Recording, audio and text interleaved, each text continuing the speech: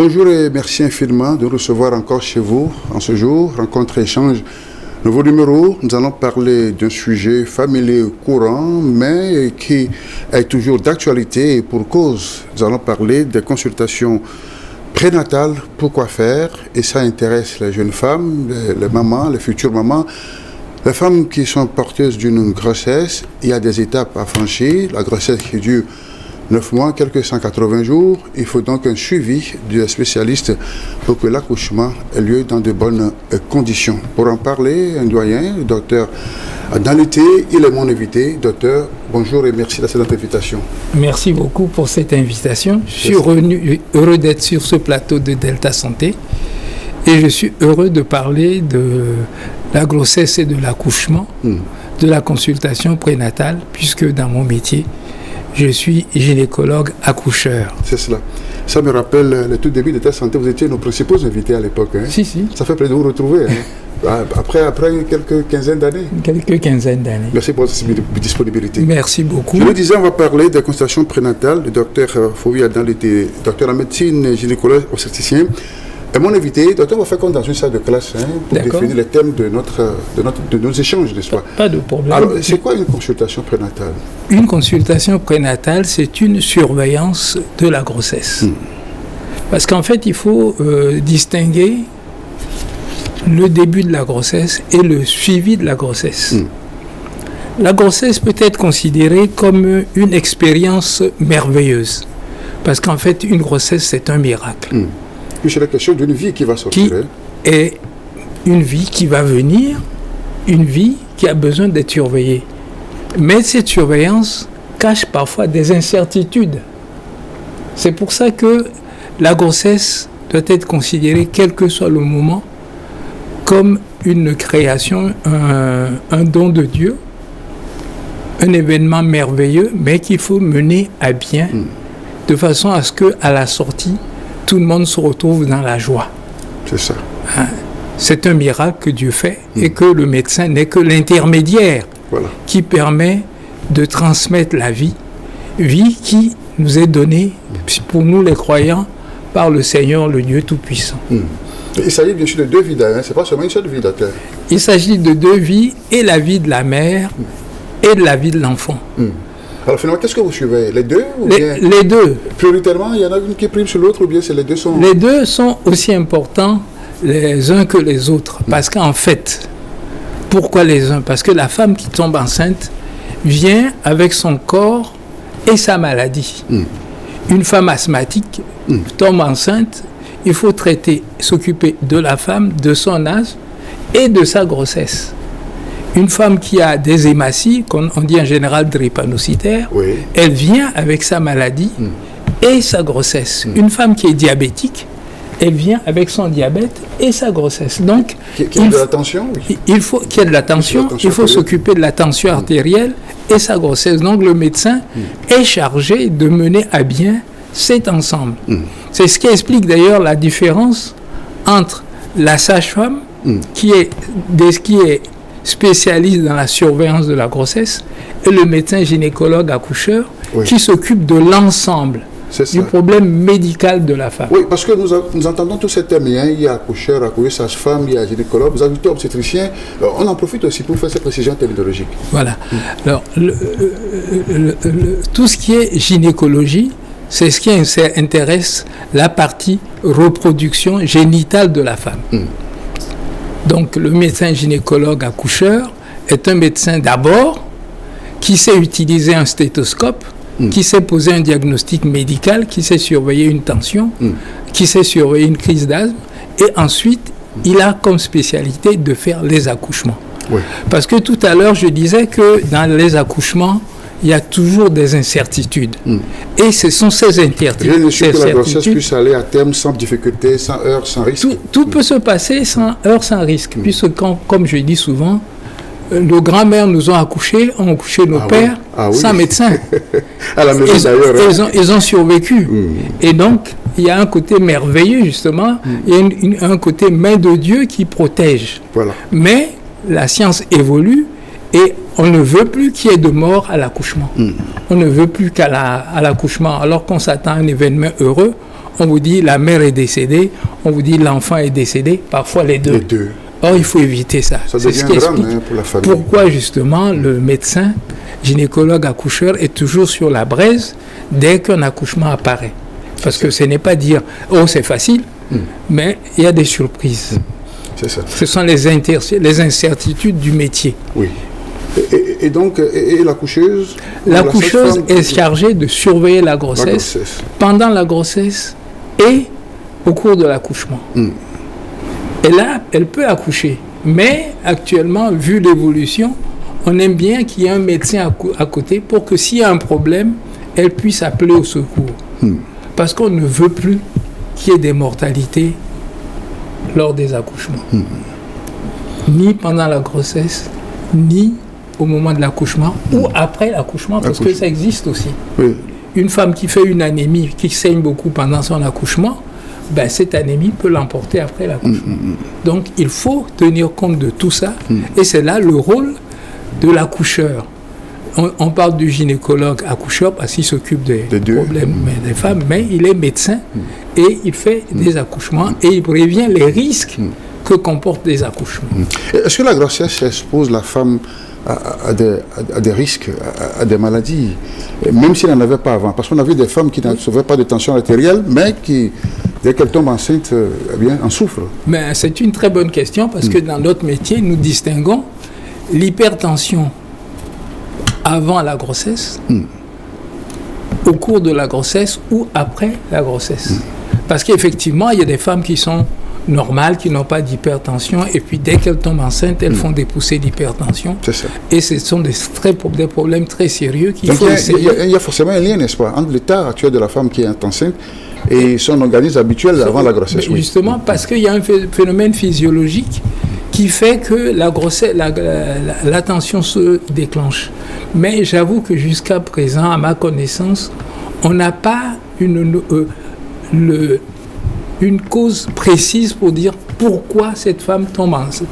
Cette femme, pourquoi pendant sa grossesse, elle fait une poussée d'hypertension.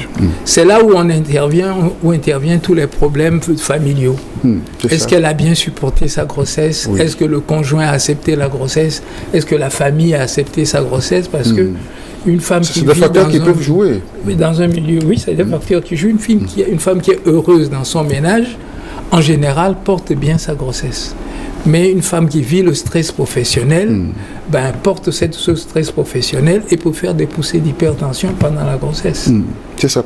Et la grossesse est souvent sujet à des petits malaises, la femme qui crache, qui vomit. Oui, mais ça, ce sont les petits signes de la grossesse. C'est pour dire qu'il y a un début de grossesse, parce qu'en fait, la grossesse, c'est une greffe d'un embryon dans le ventre d'une mère. Un corps étranger, hein, oui, dans un organisme. Il faut que l'adaptation mère-grossesse se passe. Et cette adaptation mère et enfant se fait en général sans heurts. Mais il y a certains signes, il y a des petites perturbations de l'appareil digestif, on vomit un peu, quelques signes hépatiques qui font que même parfois au début, certaines femmes vous diront « Oh, j'ai mal au foie », alors qu'en fait, elle est en début de grossesse. C'est normal, c'est ça? C'est des petites choses qui arrivent. On crache un peu, et ce sont des signes qui font plaisir aux belles-mères, qui permettent de dire ma belle-fille est peut-être enceinte. C'est ça. Vous voyez, ce sont des signes qui font que dans une famille, on ne peut pas dire... C'est toujours bienvenu, on les gère, mais il faut que ce soit fait avec plaisir, avec beaucoup de douceur, avec beaucoup de tact, pour que la femme enceinte se sente heureuse de porter une grossesse. De donner un enfant très joli, n'est-ce pas? Voilà. Alors, est-ce que c'est une question aussi de constitution organique? Parce que moi, j'en connais des femmes qui n'en souffrent pas du tout de ces malaises. J'ai des soeurs à la maison, dès le début jusqu'à la fin, elles mangent tout. Bon. Oui, mais il y a un côté psychosomatique. D'accord. Comme je dis souvent, quand une élève tombe enceinte à l'école, elle ne vomit pas. On dit gymnastique, elle monte à la corde. On dit courir, elle court, elle fait les 100 mètres. Mais ce n'est que vers la fin de la grossesse, 7e ou 8e mois, qu'on découvre, mais l'instituteur se rend compte qu'il y a un ventre qui pousse. Dans la classe. Et puis voilà. Parce qu'en fait, ce côté psychosomatique compte beaucoup. Parce qu'au départ, elle a dit, je vais cacher cette grossesse. Voilà. Donc, avec cette volonté, elle cache la grossesse. De la tête, ça joue sur le corps, oui. Ça joue sur le corps. Elle porte sa grossesse sans problème. Oui, oui. Hein? Et parfois même, c'est la couturière qui dit à la mère, mais on dirait que votre fille, son ventre grossit, il faut aller voir ça de près. C'est ça. Hein? Et c'est là où on se rend compte qu'elle est en grossesse, mais on se rend compte qu'elle est déjà à 7-8 mois. C'est ça. Hein? Ce sont des choses qui arrivent. Merci. C'est pour ça que la grossesse est un miracle qu'on ne peut pas définir. Hein, c'est une joie qui vient dans une famille. Il faut porter ça avec joie pour que la grossesse, celle qui est enceinte, se sente libre, joyeuse de porter un enfant et heureuse de pouvoir de contribuer à la reproduction du monde. Comme Dieu a dit, allez sur la terre, multipliez-vous. Rencontrez un nouveau numéro, Dr Fovia dans les thèmes, mon invité. Il est docteur en médecine, gynécologue, obstétricien. Il est mon invité pour parler de ce sujet que nous connaissons tous, c'est bien la consultation prénatale. Docteur, à quelle période de la grossesse faut-il faire la première consultation? Il y en a plusieurs ou bien une seule? Alors, en principe, oui.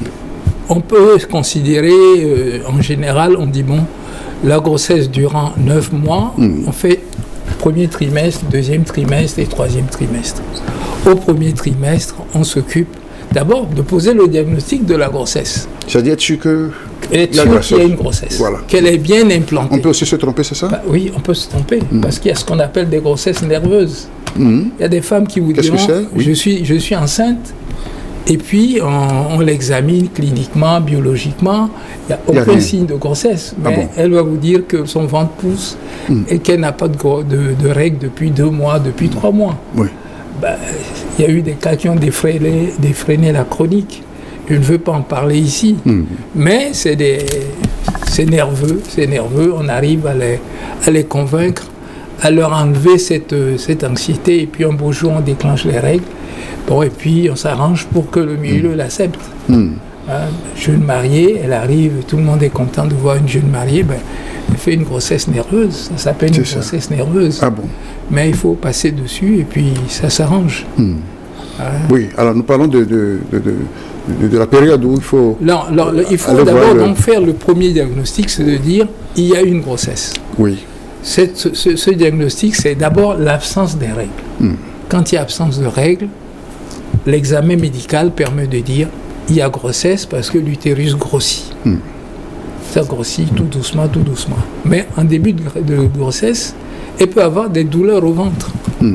Et là, il faut confirmer qu'il s'agit d'une grossesse bien intra-utérine ou une grossesse extra-utérine. Oui. Et ça, il faut être toujours très prudent. C'est pour ça que dans les débuts, il faut tout de suite se fixer pour savoir si c'est une grossesse qui est bien placée et si ça ira loin. Alors bien placé, ça qui est intra-utérine, oui. Ou si c'est mal placé, c'est-à-dire extra-utérine, c'est-à-dire en dehors de la cavité destinée à faire croître l'embryon.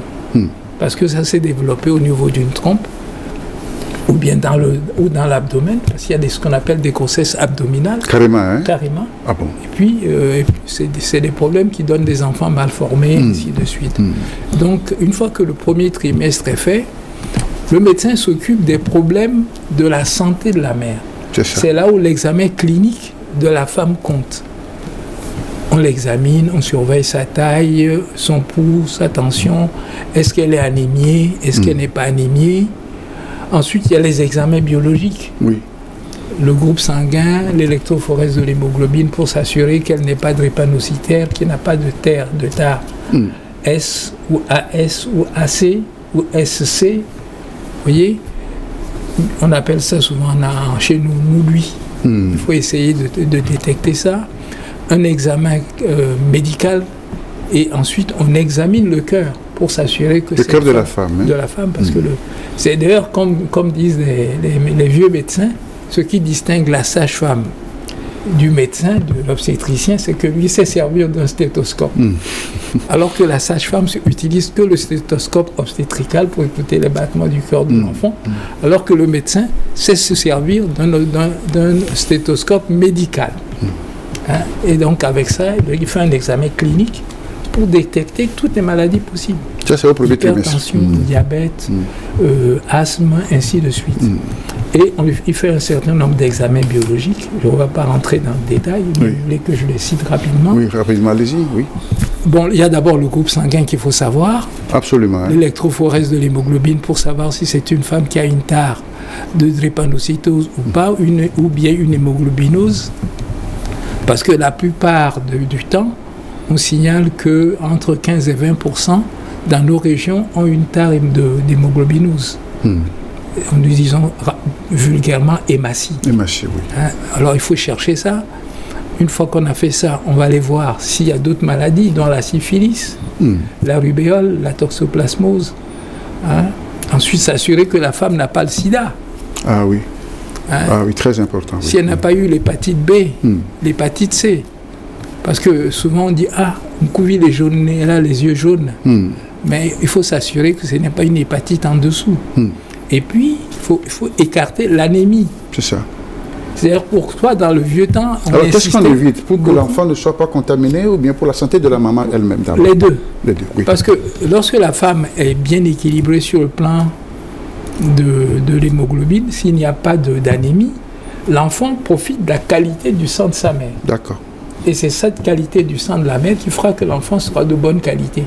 Et la mère aussi portera mieux sa grossesse. Une anémie qui vient chez la femme enceinte, elle a tendance à être faible.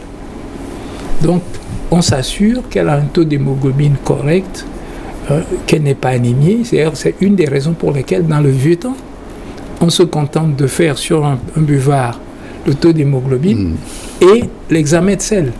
Parce que nous avions dans nos régions des femmes multiparasitées. Donc, on déparasite les femmes pour que cette parasitose n'entraîne pas une anémie chez la femme. C'est ça. Vous voyez, donc c'est tout ça qu'il faut faire. Et puis on regarde aussi les urines. On cherche l'albuminurie, parce que l'albuminurie, au niveau à la consultation prénatale, dit attention, peut-être que le rein a un problème. Le rein de la femme. De la femme a un problème. C'est pour ça que dès que vous arrivez à donner les urines, on regarde. Si elle a les urines, c'est positif. Est-ce qu'elle a les pieds enflés, ainsi de suite. Et ceci, on s'en occupe dès les premiers trimestres. Une fois qu'on a fait ça, on s'occupera du deuxième trimestre et du troisième trimestre, qui est le trimestre le plus délicat. Parce que et à chaque trimestre, il y a 2 examens, c'est ça? Oui. Et à la fin. Et puis maintenant, comme nous sommes dans un monde moderne, il ne faut pas oublier l'échographie, qui permet de compléter l'examen du médecin. C'est ça. L'échographie au premier trimestre est importante. Destiné à détecter le sexe de l'enfant ou bien pour d'autres choses encore? Pas forcément. Okay. C'est pour voir d'abord, 1, situer la grossesse, 2, voir si cet enfant se développe bien, parce qu'elle peut tomber enceinte et puis la grossesse n'évolue pas. On surveille l'activité cardiaque de l'enfant et on surveille la morphologie de l'enfant, parce qu'il y a des malformations qui se posent. Donc à la fin du premier trimestre, on doit être en mesure de dire c'est un enfant qui est promis à un bon avenir. Et on est quitte, c'est ça? On est quitte. Oui. Et à chaque fois, est-ce qu'il y a il faut corriger si à chaque fois qu'il y a des soucis? On corrige. Parce qu'en fait, le l'accoucheur va mener à bien un bateau sur lequel il a son passager. Et ce passager, c'est une princesse qu'il faut cajoler, il faut la rassurer et être à son écoute pour que la grossesse évolue correctement. Oui. Alors, dans votre pratique médicale et de par votre expérience, quels sont les cas les plus courants, les risques, les maladies que vous détectez lors de ces examens médicaux pendant les consultations prénatales? Dans nos régions, il faut d'abord s'assurer que, il n'y a pas de palu. Parce que le paludisme tue. Oui. Le paludisme peut tuer la mère, peut tuer l'enfant ou peut tuer les deux. Parce que pendant la grossesse, le plasmodium, c'est démontré, traverse le placenta et attaque l'enfant. Donc, l'enfant dans le ventre de sa mère peut faire un palu. Et il peut en mourir. La mère fait un palu, elle peut aussi, dans des cas graves, en mourir. Donc, il faut surveiller la mère et l'enfant. C'est pour ça qu'actuellement, dans les consultations prénatales, on conseille de donner aux femmes enceintes à la fin du troisième trimestre les comprimés de Fansida ou de Combimal pour essayer d'éviter que la femme ne contracte le palu pendant la grossesse. Oui. Donc il y a 3 doses, une première dose au premier trimestre, une deuxième dose au troisième trimestre, et une troisième dose au deuxième trimestre, et une troisième dose au début du troisième trimestre. Oui. C'est 3 comprimés qu'on donne aux femmes à la consultation, comme ça on est sûr que c'est fait. Et comme nos aînés sont très prudents, on demande souvent aux sages-femmes de donner les 3 comprimés devant la sage-femme. Oui, et de prendre ça. Hein, de prendre ça, on vous donne de l'eau et le comprimé, vous le prenez en même temps. Pour être sûr que c'est pris. Hein. Oui, pour être sûr que c'est pris. Parce qu'elle va dire, quand j'irai à la maison, je vais le prendre, et puis elle ne le prend pas. Oui. Alors que là, c'est pris devant la sage-femme. Bon, nous qui sommes un peu plus évolués, nous faisons confiance en nos femmes. On leur prescrit, on leur explique, elles achètent, elles vont le prendre à la maison. On suppose qu'elles le prennent. C'est ça. Merci, docteur. Et donc, tout ce suivi est fait pendant les 3 trimestres, et voilà, la grossesse arrive à terme. Qu'est-ce qui se passe? Qu'est-ce qui va se passer? Quand on arrive à terme, il faut faire un bilan de fin de grossesse. On refait l'examen médical pour s'assurer que, il n'y a pas d'anémie, qu'il n'y a pas de tare chez cette femme, qu'elle n'ait pas de drépanocytaire, qu'elle n'est pas asthmatique, qu'elle n'est pas hypertendue, qu'elle n'est pas diabétique. Et d'autres maladies, qu'elle n'a pas d'autres affections qui sont passées inaperçues. Et puis il ne faut pas oublier, donc, dans ce bilan de contrôle, il faut aussi examiner le sein. Ah, d'accord. Parce que l'enfant est appelé à téter, mais il ne faut pas passer à côté d'un cancer du sein et grossesse. Ok. Donc, on tient compte... Il faut que le sein soit sain, n'est-ce pas? Voilà, que le sein soit sain pour que l'enfant puisse téter et que ce sein ne cache pas un cancer ou une maladie quelconque. Ce qui n'est pas bien pour l'enfant, c'est ça? Oui, parce que non seulement ce n'est pas bien pour l'enfant, mais si par hasard c'est un cancer du sein, il faudrait en tenir compte tout de suite pour que l'accouchement ne précipite pas la mère au-delà. Parce que on est passé à côté d'un diagnostic, mais il faut que les dispositions soient prises pour que les cancérologues puissent prendre en charge très vite cette femme qui a ce cancer du sein. Parce que le cancer du sein et grossesse, c'est une pathologie assez grave qui nous préoccupe dans notre métier. Et il faut le savoir. Alors, à quel moment, à quel signe on reconnaît le début du travail? Alors, le début du travail vous est donné par les petites douleurs. Parce qu'à la fin de la grossesse, une fois qu'on a fait un examen clinique, on a mesuré la hauteur utérine, on tient compte de la taille de la femme. Elle est de grande taille, elle est de petite taille, elle a un bassin rétréci, elle boite, elle ne boite pas. Ce sont des signes qui permettent de dire, attention, cette femme peut accoucher normalement ou bien est appelée à subir une césarienne. Ça, on peut le savoir. Les vieux médecins disaient que lorsque une femme arrive à terme, quand on sent que la tête de l'enfant ne descend pas, il faut toujours se dire qu'il y a un problème. C'est-à-dire qu'on dit que lorsqu'il n'y a pas d'engagement de la tête, c'est que ce bassin a un problème. Donc il faut aller se pencher sur ce bassin et voir ce qu'il faut faire. Et non aller laisser cette femme aller accoucher et puis se retrouver devant des complications parce que la tête ne passe pas. Les contractions arrivent, contraction sur contraction. Quand l'enfant n'arrive pas à sortir, l'utérus se casse. On parle d'une rupture utérine qui peut entraîner et la mort de l'enfant et la mort de la mère. Quand on est dans un milieu, en ville ou en milieu chirurgical, on peut opérer, mais en brousse, c'est fini. Ça devient compliqué, oui. Vous voyez? Donc, il faut tenir compte d'abord de la morphologie de la femme, du bassin, et ensuite, une fois qu'on a vérifié le bassin, on s'occupe du mobile fœtal. C'est-à-dire que l'enfant vient. Est-ce qu'il est en présentation correcte? Est-ce qu'il a la tête en bas, ou les pieds en bas, ou les fesses en bas? C'est pas la tête qu'il soit, oui. Ou bien, s'il est en travers, il peut sortir aussi par les pieds. Oui. Parfois, il est en transverse. Il s'est mis en transverse, donc ce n'est pas une présentation où il peut sortir. Donc, c'est tout ça dont il faut tenir compte avant d'envisager un accouchement. Il se met en travers, vous mettez le doigt, vous ne trouvez pas de tête. La cavité est vide, il s'est mis en transversal. Donc, il faut corriger tout ça. Le pôle fœtal, et c'est à partir du pôle fœtal qu'on fait son pronostic. Tout ira bien, et on surveille. Ça n'ira pas, on va sortir l'enfant, on explique aux parents, qu'on est obligé de faire une césarienne pour expliquer ça. C'est ça. C'est parce qu'en fait, le vrai problème, l'objectif actuellement, c'est d'arriver à des accouchements sans problème. Que l'enfant, la mère vienne, qu'elle repart avec son enfant dans la main. Il ne faut pas qu'elle arrive qu'elle parte avec des pleurs. Il faut qu'elle parte avec la joie au cœur. C'est ça. C'est l'objectif à atteindre lorsqu'on fait des accouchements. C'est pour ça que je dis, dans l'accouchement, il y a des incertitudes. C'est des incertitudes du parcours. Vous pouvez même finir un accouchement, tout va bien. Vous tournez le dos, on vous appelle docteur, la femme saigne. Parce que l'utérus n'a pas fait sa rétraction comme il faut. Il n'est pas retourné à sa place, c'est ça? Sa rétraction. L'utérus est à sa place, mais ça se rétracte. L'utérus devient dur pour que l'hémorragie s'arrête. Parce qu'un utérus qui était gros, qui avait 30, 32, 35, 36, 40 cm, va se rétracter et se réduire à 12, 15, 20 cm. Donc il y a une rétraction musculaire qui fait que l'hémorragie, elle ne saigne pas. Mais si vous ne faites pas attention, il y a ce qu'on appelle l'atonie utérine secondaire. L'utérus devient flasque et puis bouf, la femme se met à saigner. Et c'est encore un autre problème parce qu'il faut en tenir compte tout de suite de façon à corriger ce phénomène qui peut se passer. Le placenta peut sortir et la femme se met à saigner pour d'autres raisons. Vous voyez, les hémorragies du postpartum sont très, très, très compliquées. Il faut être toujours très présent. C'est pour ça que dans notre métier, il faut être toujours là. Ce n'est pas parce que j'ai fait un accouchement que l'enfant est sorti en criant. Je dis bravo, on est tous contents. Non.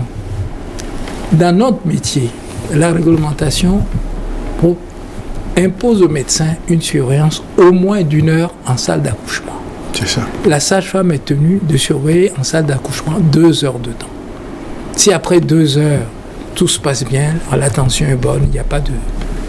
On peut partir. On peut l'amener dans son lit. Oui, dans votre jargon, j'entends souvent dire elle est à 2 doigts, à 3 doigts. Qu'est-ce que c'est? Alors, cette notion de doigt, c'est l'évaluation de l'état du col. C'est-à-dire que le col, c'est la voie par laquelle l'enfant sort. Au fur et à mesure que la grossesse avance et que l'enfant grossit, le col se modifie. Je dis souvent que l'enfant est dans un sac, une poche d'eau avec l'ouverture en bas. Et au fur et à mesure que l'enfant grossit, que cette poche des os grossit, ça appuie sur l'ouverture qui est en bas et cette ouverture se fait tout doucement. Au début, c'est fermé et à la fin de la grossesse, un doigt passe, 2 doigts passent et après on passe aux dilatations. Ça veut dire que les contractions sont venues et la présentation, le pôle fœtal plus la poche des os appuie sur la sortie et le col de la femme se dilate. Et on parlera de dilatation de 2, 3 cm, 3 cm, et ainsi de suite. 8 cm, dilatation complète et l'enfant sort. Mais quand on dit 1 doigt, 2 doigts, ça veut dire que le col, il y a une certaine longueur du col et c'est 1 doigt qui passe ou c'est 2 doigts qui passent. Et c'est vous qui en connaissez la mesure? Oui, c'est une appréciation. Oui. Mais dans notre jargon, on se comprend tout de suite. C'est ça. Mais dès qu'elle est en travail, on vous dit attention. Et je dis c'est toujours important parce que il y a aussi quelques écueils dans cette appréciation-là. Tout à l'heure, dans vos déclarations préliminaires, vous parlez de la tension artérielle de la femme, qui n'en souffrait pas avant, mais qui, à l'issue de la grossesse, en attrape. Et qu'est-ce qui peut expliquer qu'une femme, après avoir accouché dans les conditions normales, sans difficulté, peut faire une crise de tension, au point d'être sous oxygène? Oui, c'est-à-dire qu'en fait, c'est des choses qui surprennent, mais on n'a pas de... À ma connaissance, je n'ai pas une explication franche à donner. Oui. Est-ce que c'est l'émotion? Est-ce que... Ah oui. On ne sait pas. Ça peut aussi entraîner ça? On ne sait pas, on ne peut pas. Ou bien alors c'est qu'on n'a pas détecté à temps cette hypertension, parce que vous savez, il y a des centres de santé où les femmes n'ont pas de sage-femme, n'ont pas d'appareil à tension. Et la sage-femme est là, mais n'a pas d'appareil à tension. Il faut prendre l'attention. Oui, c'est des choses qui arrivent. Donc il faut toujours surveiller. Mais ça arrive, l'émotion, la longueur du travail, fait qu'on se dit, mais on ne sait pas. On ne sait pas. C'est ça. On parle aujourd'hui d'accouchement sans douleur. Oui, alors l'accouchement sans douleur consiste à amener la femme à d'abord, la première partie, c'est de l'amener à se dire que l'accouchement n'est pas un drame. Je viens pour accoucher, je dois accoucher dans la joie, on l'entoure, on lui donne le respect qu'il faut, on la rassure, on lui explique ce qui se passe. Et une fois que ça se fait, elle est déjà rassurée, donc elle a moins peur. D'accord. Alors que lorsqu'elle a peur, les moindres signes font qu'elle a mal. Maintenant, dans l'accouchement sans douleur, il y a des techniques. On vous apprend à respirer. Donc, on polarise l'attention de la femme sur la respiration pour qu'elle ne pense pas à cette douleur, puisque c'est des contractions utérines. Les contractions utérines font mal, ça c'est vrai. C'est de fortes contractions, ça fait mal. Mais à partir du moment où elle s'occupe de sa respiration, elle s'intéresse moins à la douleur. Ça, c'est les premières méthodes. On vous apprend à respirer, on dit respirer. Dès que la contraction arrive, on dit à la femme respirer, respirer. Ensuite, il y a eu quelques produits qui permettent, en inhalant, de calmer la douleur. Mais attention à ces produits, parce que certains peuvent agir sur le fœtus. C'est ça. Maintenant, on a ce qu'on appelle la péridurale. Qu'est-ce que c'est? C'est une injection qu'on fait dans la colonne, dans la vertébrale, à un certain niveau dans la zone dans la zone lombaire, pour que la femme n'ait pas mal du tout. C'est-à-dire qu'on inhibe les nerfs qui sortent qui vont dans les membres inférieurs. Donc une fois que ces nerfs sont inhibés, par l'injection, la femme n'a pas mal. Mais on s'arrange pour qu'à la fin, elle ait quand même une petite douleur. Parce que ça permet à la femme, quand elle sent la douleur, de dire « j'ai envie d'aller, j'ai envie de pousser, j'ai envie de faire sortir l'enfant ». Donc c'est ce qu'on fait. Sinon, actuellement, on arrive à ça. Il y a même une autre technique qui est en train d'arriver au Togo, c'est la sophrologie, qui est une autre technique de prise en charge de la femme. On lui explique ce que c'est, on lui parle la musique, de façon à ce qu'elle se sente à l'aise. Oui, j'en ai vu plein sur TikTok, où les femmes sont en train de danser, de marcher sur un rythme musical. Oui, on leur apprend à porter la grossesse avec joie, et quand le moment de l'accouchement arrive, elle arrive et ça sort. Non, il n'y a pas une pratique chirurgicale pour enlever l'enfant? La pratique chirurgicale pour enlever l'enfant, c'est la césarienne. Et à partir de la césarienne, qu'on vous accuse de pratiquer trop souvent maintenant, dès la moindre complication. C'est-à-dire qu'actuellement, je pense qu'il faut que les médecins soient assez patients. Et puis, il y a le problème du risque. Parce qu'en fait, l'accouchement sans risque, il n'y en a pas, mais pour avoir le moins de risque, de dire, la femme arrive, je sors l'enfant, je le donne à sa mère et je ferme. Et puis on a la paix. Et puis je ne veux pas le dire tout haut, ça permet de gagner plus d'argent. On fait plusieurs accouchements à la fois, c'est ça? Oui. C'est un risque. Maintenant, on se dit, bon, vous arrivez, une femme qui vient accoucher peut rester en salle de travail pendant 2 heures, 3 heures, 4 heures de temps, 5 heures de temps, même plus. Alors que vous programmez votre césarienne, elle arrive en 1 heure, pour ne pas dire en 30 minutes. C'est fait. Et 1h30, vous avez fini, la femme se porte bien, tout le monde est content. Et il y a moins de risques. C'est ça. Et sans aucune incidence, non, actuellement. Danger pour l'enfant, oui. Non. Le moins de risque lors d'un accouchement, c'est la césarienne. Parce qu'on ouvre, tout est propre, tout est programmé, tout le monde est là pour surveiller, les pédiatres sont là pour prendre l'enfant dès qu'il est sorti. Dès que c'est fait, on sort l'enfant, on le donne au pédiatre qui s'en va, qui s'en occupe. Et le chirurgien, lui, il ferme. Et puis ça y est. Avec des séquelles sur la femme quand même, ou bien? Non, pas. C'est-à-dire que les séquelles qu'il peut avoir, c'est la cicatrice qu'il y a sur l'utérus et qu'il y a sur la peau. Mais il n'y a rien de grave. Mais qui n'est pas sans douleur? Si, c'est ça. Non, c'est avec douleur dans la semaine qui suit. Mais après, elle a oublié tout ça. D'ailleurs, c'est biblique. On dit que la mère, une fois qu'elle a accouché, elle a oublié sa douleur, elle s'occupe de son enfant. Elle peut encore recommencer, n'est-ce pas? Oui, elle a la joie de porter son enfant. C'est cela. Merci, docteur Analuté. Alors, parlons des enfants nés avant terme, les prématurés. Alors, les prématurés... À quand, enfin, on parle de bons prématurés, de mauvais prématurés, parce qu'il y a une période... en fait, voilà, le vrai problème de définition, c'est une question de date. C'est-à-dire, la prématurité, c'est en général les accouchements avant 36 semaines. À partir soit de 37 semaines, soit 8 mois, 8 mois et demi, on dit que la femme est à terme.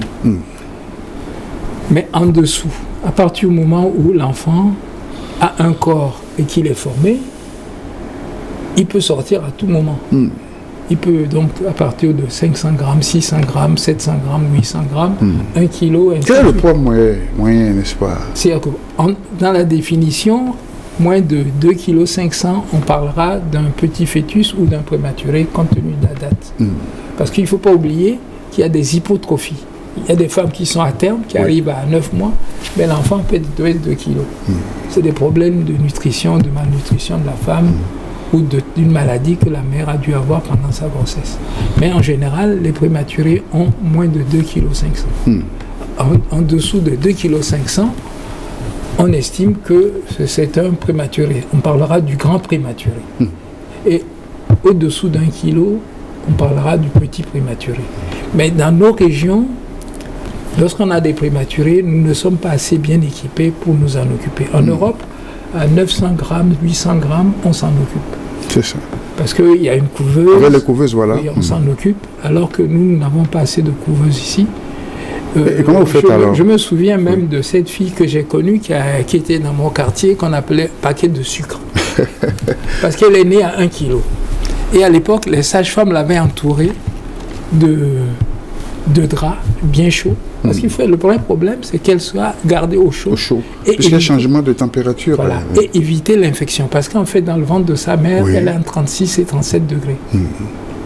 Quand elle arrive à 24 degrés, 22 degrés, 28 degrés, ou même plus, ou même 40 degrés, parce que s'il fait chaud, alors qu'on essaie de la mettre dans une enveloppe, dans un cocon qui lui permet d'avoir une température et de la nourrir correctement. Cette fille est née, elle a tout de suite sucé, donc on lui donnait un biberon, elle le prenait très bien, et donc, ayant tous les réflexes de succion, on lui faisait son biberon, et puis la mère lui donnait à téter, on tirait le lait, on lui donnait, on complétait avec le lait. Elle a grandi normalement, et moi, cette femme dont je me souviens, elle est actuellement mère de 4 ou de 5 enfants. Alors que dans le quartier, on l'appelait paquet de sucre, né à 1 kilo. C'est ça. C'est là où je dis, je rends hommage à nos anciennes sages-femmes qui étaient très dévouées et très disponibles pour la surveillance de tout ça. Bon, maintenant, on se contente de la couveuse. Et il y en a partout, il y en a dans les grands centres. Et puis, on essaie de faire de son mieux pour amener cet enfant de 1 kg à 2 kg. Déjà à 1,5 kg, dès qu'il arrive, on sent qu'il se défend bien, on peut le sortir de la couveuse, confier à la maman, on surveille. Mais la vraie surveillance, c'est de surveiller la respiration de l'enfant, d'éviter les infections et de s'assurer de la bonne alimentation. C'est ça. Et puis tout marche. Oui, alors, après la constatation prénatale, il y a la constatation postnatale aussi. Postnatale aussi, parce que il faut bien s'assurer que... alors, le postnatal, souvent on regarde le médecin et la mère. Parce qu'une fois que l'enfant est sorti, nous les obstétriciens, on dit c'est l'affaire du pédiatre. C'est ça. Et nous nous occupons de la mère pour voir comment elle a pu vivre son accouchement. Est-ce qu'elle est déchirée? Est-ce qu'elle a une épisiotomie? Ainsi de suite. On répare tout ce qu'il y a au niveau du bassin. Est-ce qu'elle saigne? Est-ce qu'elle saigne moins? Ainsi de suite. Est-ce que le liquide sort? Est-ce que ça sent? Ça pue? Ça ne pue pas? Ainsi de suite. On gère tout ça avec les antibiotiques, avec le traitement adéquat pour que la femme puisse être en bon état pour reprendre sa vie. Donc, il faut s'assurer qu'elle n'est pas anémiée. C'est pour ça qu'on fait toujours une numération formule, pour s'assurer qu'elle n'est pas anémiée, pour pouvoir faire face aux problèmes de la vie et elle reprend normalement, tout doit se passer et prête pour une autre aventure obstétricale. C'est cela. Docteur, on parle parfois des incompatibilités entre la mère et l'enfant. Bon, alors le problème de l'incompatibilité, il y a ce qu'on appelle les incompatibilités Rhésus. Oui. C'est le problème d'une mère négative, non, d'une mère qui est Rhésus négatif et un enfant dont on ne sait pas encore le Rhésus. Et dans le temps, on disait chez nous que c'est des femmes qui avaient souvent des morts-nés. Maintenant, on a ce qu'on appelle les immunoglobulines qui permettent de protéger la femme qui est Rhésus négatif de cette incompatibilité entre la mère et son enfant qu'elle porte. Donc, dès que l'enfant sort, on fait un groupe sanguin et on détermine le Rhésus de l'enfant et on fait la vaccination si c'est nécessaire ou on ne la fait pas si l'enfant est du même groupe que sa mère. Maintenant, on ne peut pas savoir le groupe sanguin de l'enfant avant sa naissance? Non. C'est pas possible. Attends, je reviendrai à ça. D'accord, merci. Mais il y a des incompatibilités ABO. C'est-à-dire qu'il y a des cas où, entre la mère et l'enfant, ça existe, c'est pas courant, qu'il y ait une incompatibilité liée au groupe sanguin A ou B ou de l'enfant. Mais c'est très rare. Maintenant, la question que vous posez... Oui. Je demandais si on peut savoir le groupe sanguin de l'enfant avant sa naissance. Alors, scientifique, pratiquement, on ne le fait pas. Mais on peut le savoir. Parce que pendant que l'enfant est dans le ventre, la science évolue. On peut faire un prélèvement au niveau du placenta. C'est ça. Techniquement, on arrive jusqu'à toucher. Certains vont jusqu'à aller cathétériser le cordon. C'est des techniques très sophistiquées et qui sont guidées par l'échographie qui permettent de dire, voilà. Même un enfant qui est drépanocytaire, une femme qui est drépanocytaire, on peut savoir avant la naissance si cet enfant est drépanocytaire ou pas. Il suffit d'aller faire un prélèvement chez des spécialistes du placenta et on est fixé. C'est ça. Ça doit être délicat? C'est très délicat, c'est un peu cher, mais c'est des choses qui se pratiquent, qui peuvent se pratiquer à Lomé. C'est ça. Pour éviter les complications liées justement à ces incompatibilités. Voilà. Moi, il y a eu des formations qui ont été faites et certains confrères se sont spécialisés là-dedans. Il faut les encourager et il faut laisser la nature gérer tout ça. Avez-vous une expérience de pratique médicale en la matière en gynécologie à nous raconter? Et quelle était la plus grande de vos joies, vos peines et joies, disons-le comme ça, moi, je dis, au quotidien? C'est toujours une joie de mettre un enfant au monde. Parce que je dis, je contribue à l'œuvre créatrice de Dieu. Je suis très croyant et lorsque je vois un enfant qui sort, qui crie, mais c'est parce que je dis que cet enfant contribue comme nous à améliorer l'image de l'homme sur la terre. Parce que nous sommes là. Et quand un enfant vient, c'est de l'espoir pour les parents. Oui. On rêve, il sera ingénieur, on rêve, il sera politicien, on rêve, il sera médecin, ainsi de suite. Donc il faudrait que cet enfant qui vient au monde puisse réaliser son rêve. Et quand nous avons fait des accouchements et qu'on voit nos enfants grandir, parce que comme je dis, ça fait 40 ans que je suis à Lomé, ça fait plus de 50 ans que moi je pratique. Et si je suis en obstétrique, en maternité depuis les années 73. Ça fait plus de 50 ans. 50 ans. Et en fait, j'ai fait ma 5e année en 70. Donc, ces enfants, et j'ai eu la chance la dernière fois de recevoir à Lomé un monsieur qui est venu me dire « Maman vous envoie bonjour ». Qui est votre mère? Et c'est quelqu'un qui est venu passer l'agrégation de médecine. C'est ça. Il a fait je l'ai accouché, il a fait ses études de médecine et il est actuellement professeur de médecine. C'est ça. C'est un plaisir. Alors vous en tirez une fierté, n'est-ce pas? C'est une fierté. D'avoir contribué à l'œuvre de la procréation. Parce que Dieu nous a donné des moyens et nous a donné l'intelligence pour que nous améliorons la qualité de ceux qui vont travailler demain pour le bien-être de tout le monde. C'est ça. Sauf que ces derniers temps, il y a eu beaucoup de femmes qui ont laissé leur vie en voulant donner la vie. On l'a constaté avec ces décès à répétition dans nos maternités. Non, il y a peut-être un laisser-aller. Je pense qu'il faut reprendre la gestion de ce département. Ce n'est pas bon, je ne veux pas faire de critique, mais je crois qu'il faut écouter et les sages-femmes et que l'administration fasse un effort pour qu'elles soient mieux assistées. Mieux outillées et mieux encadrées. Parce que dans notre métier, souvent on voit des découragements, on voit des laissés-aller. Il y en a qui sont courageux, il y a des médecins qui sont très bons, travailleurs, présents, mais il y en a qui sont aussi des paresseux. Oui, pourquoi pas. Vous arrivez dans les centres de santé, humaine, c'est la coucheuse qui vient, qui dit à la sage-femme, c'est ça, bon, faites-lui tel traitement, et puis c'est tout, elle ne se déplace pas. Alors qu'en fait, il faut être toujours aux commandes. Nous, ce que nous faisons en médecine privée, c'est que nous sommes toujours aux commandes. Quelle que soit notre ancienneté, c'est avec beaucoup de plaisir que nous faisons un accouchement. Moi, je dis, quand je vais accoucher, je veux que ce soit dans la joie. Et je veux que le mari soit à côté. Dans le temps, on ne le faisait pas. Maintenant, quand le mari dit, mais docteur, est-ce que je peux être là? Je dis, mais venez, prenez place. On lui donne une blouse, il est à côté de sa femme, il tient sa main pour lui, mais c'est comme ça. Parce que l'enfant, ça se fait à deux. Et quand l'enfant sort, tout le monde est heureux. C'est comme ça que ça se passe. Et je crois que le fait d'admettre que les hommes viennent dans les salles d'accouchement, ça oblige l'équipe médicale et les sages-femmes à mieux se comporter vis-à-vis de l'ensemble. Et finalement, quel conseil donner à la femme enceinte tout au long du suivi de sa grossesse, aussi bien son comportement psychologique, nutritionnel, pour une grossesse épanouie qui puisse arriver à terme?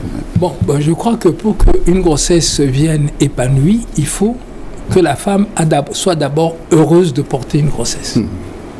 Parce qu'il y en a qui portent une grossesse avec beaucoup de peine. Elles ont peur de ceci, elles ont peur de ça. Alors qu'il faut que la porte une grossesse avec joie. C'est ça. Et ensuite qu'elle accepte qu'actuellement, quand on est enceinte, on va à l'hôpital. On ne reste pas à la maison. Parce que le fait de sortir, de s'habiller pour aller à l'hôpital, c'est fait que certaines femmes se disent « Oh, moi, je suis fatiguée. » Alors, il faut qu'elle accepte d'aller à l'hôpital pour se faire surveiller. De façon à ce qu'on puisse détecter, d'abord, voir sa santé, si elle-même, elle est en bonne santé, pour bien porter cette grossesse. Parce que l'enfant est un parasite qui pompe les réserves de sa mère. Quand la mère est bien équilibrée, quand elle a tous les éléments, tous les nutriments qu'il faut, l'enfant profite des éléments de sa mère pour se constituer. Donc l'enfant pompe les réserves de sa mère. C'est pour ça d'ailleurs qu'on met certains médicaments pour pouvoir pallier au déficit de l'anémie, au déficit de nutriments, on met des vitamines et ainsi de suite. Parce que ce n'est pas donné pour donner, c'est parce que l'enfant en profite. Tout ce que mange la mère, l'enfant en profite. C'est ça. Les Européens vont jusqu'à dire que quand la mère écoute de la musique, l'enfant est heureux dans son ventre. Donc ce sont des choses qui font que la grossesse, c'est un ensemble. C'est merveilleux. Il faut que ce côté merveilleux soit gardé et que lorsqu'on va à la consultation, on arrive, qu'on pose des questions, qu'on interroge son médecin, qui explique ce qu'il faut pour que demain, au moment de l'accouchement, tout le monde soit dans la joie. Docteur, notre technicien nous a envoyé rapidement une question là, depuis la cabine. Alors, il y a des bébés qui font plus de séjours dans le ventre de leur mère, plus de 9 mois, 2 ans, non, 1 an. Pas 2 ans. Quel est le record? On parle de grossesse à terme dépassé. Dépassé, oui. En général, on accouche entre 37 et 42 semaines. Avant ou après? Oui. Mais à 44-45 semaines, c'est le terme dépassé. Alors, qu'est-ce qui se passe en ce moment-là? Le liquide amniotique, le liquide dans lequel se baigne cet enfant, devient rare. Ça sèche? Ça sèche. Oui. Et l'enfant commence à avoir la peau s'effriter. Donc, il faut toujours sortir cet enfant assez tôt. Mais les grossesses n'atteignent jamais 2 ans. Si c'est une grossesse de 2 ans, c'est une grossesse nerveuse ou bien il y a eu d'autres raisons. La grossesse n'est pas arrivée à temps Au moment où elle disait qu'elle est enceinte, Elle n'était pas encore, oui. Mais après, chemin faisant, elle tombe enceinte. Ça arrive. Il y a parfois des mamans qui comptent mal aussi, hein? Non, parce qu'en fait, le vrai problème, c'est que nos calendriers sont établis sur un cycle de 28 jours. Mais une femme qui a des règles chaque 3 mois, chaque 6 mois, il faut en tenir compte. Ce qui est sûr, c'est qu'une fois qu'elle est fécondée, la grossesse va durer entre 37, 38, 40 semaines, 42 semaines. Mais elle va dire oui, j'ai eu ma grossesse il y a 3 mois, il y a 6 mois, j'ai eu mes règles il y a 3 mois. Non, elle n'était pas enceinte. C'est ça. C'est pour ça qu'il faut poser le diagnostic de la grossesse quand il faut et la surveiller. Et actuellement, nous avons l'échographie qui nous permet de déterminer l'âge de la grossesse. On n'a plus de problème, on n'a plus le droit de se tromper. Parce que l'échographie nous dit tout. Nous dit même la situation de l'enfant dans le ventre, s'il a assez de liquide, s'il a le cordon autour du cou, s'il a une maladie quelconque. Parce que l'échographie, quand un enfant a une malformation cardiaque ou une malformation ça peut déjà se révéler, l'échographie le dit tout de suite. Et on prend les dispositions avant l'accouchement. C'est ça. Oui. Donc pas de grossesse jusqu'à 2 ans. Hein, non, ça n'existe pas. Dans votre expérience, en tout cas, ne pas rencontrer. Je ne crois pas. On a vu des grossesses abdominales qui ont duré un peu plus, mais c'est parce que, au lieu que ce soit dans la cavité utérine, c'est tombé dans le ventre, mais cet enfant devient hypotrophique. Et donc, la femme sent quelque chose qui bouge et finit par consulter, on se rend compte que... La grossesse n'est plus à sa place. n'est pas à sa place. Il faut intervenir. Hein. Il faut intervenir. Très rapidement. Oui. Docteur Ndalete, merci pour beaucoup. ces échanges que vous faites avec nous. Sûrement que ça va intéresser nos téléspectateurs. C'est des sujets de tous les jours, mais ils sont tous d'actualité. Et surtout que ces derniers temps, il y a de ces complications dans nos maternités. Un dernier message, docteur? Bon, moi, mon souhait, c'est que nous puissions creuser la consultation prénatale. Je vous avais dit consultation prénatale au premier trimestre. Parce que j'estime qu'il faut que la femme comprenne pourquoi dans les 3 premiers mois, elle doit aller, pour qu'on lui demande telle analyse, pour qu'on lui demande une échographie, pour qu'elle comprenne. Et ensuite, le 2e trimestre, ce que ça représente. Parce que le 2e trimestre, c'est la période où on s'assure que le col est bien fermé. Parce qu'elle peut arriver à 4-5 mois et puis elle fait un avortement. Ça coule, oui. Il faut se coucher. C'est tout ça dont il faut tenir compte. Et le dernier trimestre, c'est la préparation de l'accouchement. C'est ça. Parce que, comme on dit, une grossesse, c'est une aventure que l'on veut heureuse. Que la mère porte sa grossesse avec joie, qu'elle accouche avec joie pour le bonheur de la famille. C'est mon souhait. C'est ça. Merci, docteur Ndalete, un médecin de formation en médecine et gynécologue obstétricien. Vous avez été mon invité pour parler de la consultation prénatale, notamment pour les 3 premiers mois.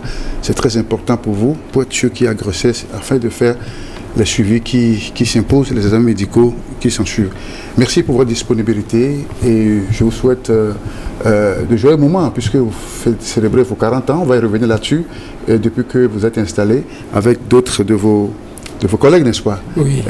Vous préparez cette... Nous sommes un certain nombre qui sont installés à Lomé depuis 40 ans, parce que quand nous sommes arrivés à Lomé, il y avait même un obstétricien qui venait de Cotonou pour faire les consultations à Lomé.